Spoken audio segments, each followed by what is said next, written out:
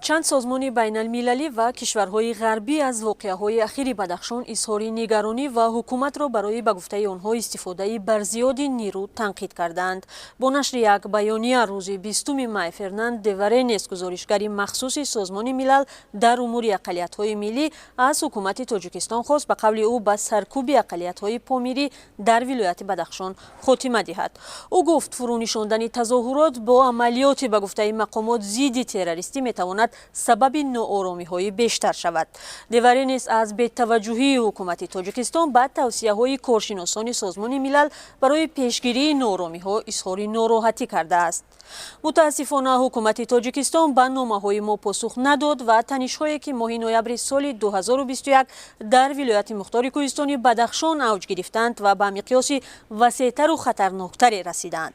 با عین محتوا سازمان بین المللی الرت اینترنشنال در اظهارات از شدت یافتن وضع در بدخشان اظهار تشویش کرد. این سازمان به خشونت پیچیدن حادثه‌های اخیر را برای تاجیکستان و هم ثبات منطقه شدیداً نگران کننده خوانده است. سازمان الرت اینترنشنال در اظهارات خود از حکومت تاجیکستان و مسئولین و ساکنان بدخشان خواسته است برای پیشگیری از این خطرها مکالمه کنند و راه حل آسایشته رفع بحران را پیدا نمایند.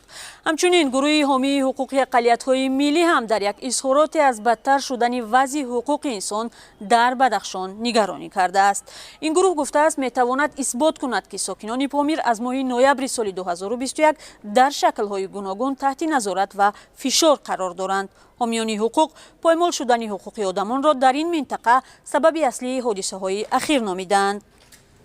حامی دیگری حقوق بشر استیو سویردلوف میگوید حکومت تاجیکستان تلاش دارد با عملیات نام گذاشتن اقدامهایش قانون شکنی های خود را در سمت نقض حقوق بشر روی پوش کند. چون این برداشت می شود دوشنبه برای عملیات مخصوص یا نظامی را برای آن استفاده می کند که خود را از همه گونه عهده‌داری ها از جمله قطع اینترنت رعایت برخی حقوق ضمن انجام عملیات آزاد کند.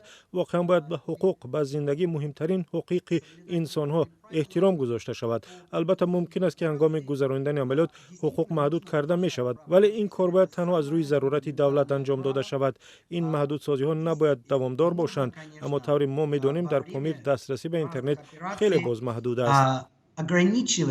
استیو سویردلوف از بازداشت فعال جامعه شهروندی الفت خانم محمد شایوا نگرانی کرد و گفت تجربه چند سال اخیر نشان می‌دهد که با مجازات افراد مثل محمد شایوا حکومت می‌خواهد دهان فعالان دیگر را ببندد. حکومت تاجیکستان در برابر این بیانیه و انتقادهای سازمان‌های بین المللی هنوز پاسخی نداده است، ولی پیشتر گفته است به خاطر حفظ امنیت و ثبات دست به عملیات ضد گروه‌های به گفته آنها سازمان یافته جنایی دست داده است که از خارج سلاح و دستور گرفتند.